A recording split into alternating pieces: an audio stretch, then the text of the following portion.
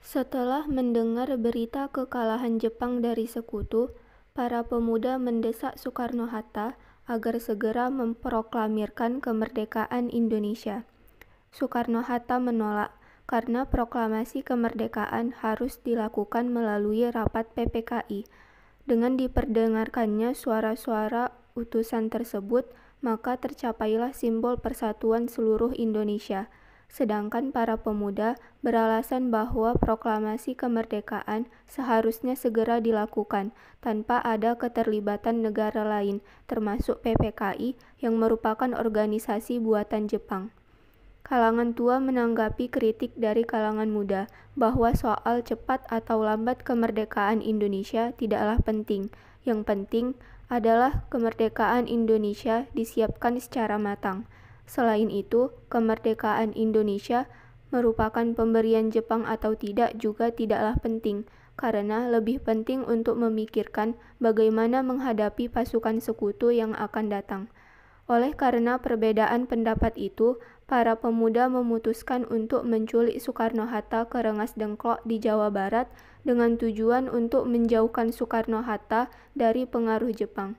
Peristiwa ini dikenal dengan nama peristiwa Rengas Dengklok.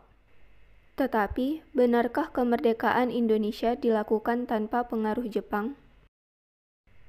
Setelah Ahmad Subarjo menyusul Soekarno-Hatta ke Rengas Dengklok dan meyakinkan kalangan pemuda bahwa proklamasi kemerdekaan akan dilaksanakan, para pemuda lalu bersedia melepas Soekarno-Hatta kembali ke Jakarta. Tanggal 16 Agustus 1945, sekembalinya dari Jakarta, Soekarno-Hatta bergegas untuk merumuskan teks proklamasi kemerdekaan. Rumah Laksamana Tadashi Maeda, seorang perwira tinggi Angkatan Laut Jepang, dipilih sebagai tempat merumuskan teks proklamasi kemerdekaan. Nishijima dalam wawancaranya dengan Bashral Hamidi Harahap menyatakan bahwa ada Laksamana Maeda, Yoshizumi, Nishijima, Miyoshi dari Angkatan Darat yang juga duduk di meja bundar bersama-sama dengan Soekarno-Hatta dan Ahmad Subarjo.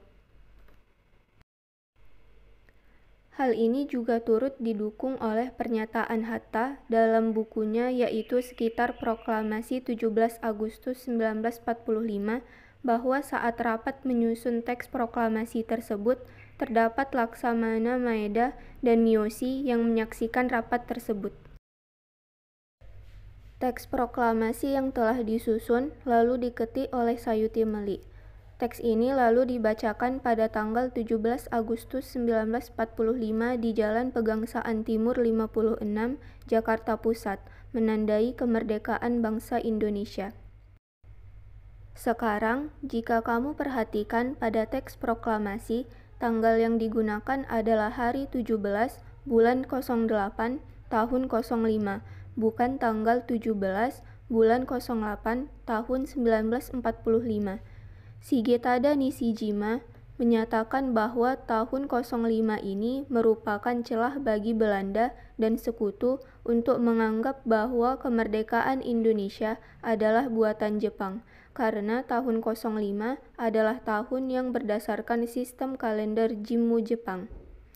Namun, Indonesia sejak dulu hingga sekarang tidak mengakui adanya keterlibatan Jepang dalam persiapan proklamasi kemerdekaan Indonesia dan menyatakan bahwa kemerdekaan Indonesia adalah hasil perjuangan bangsa tanpa ada keterlibatan ataupun pengaruh dari pihak manapun.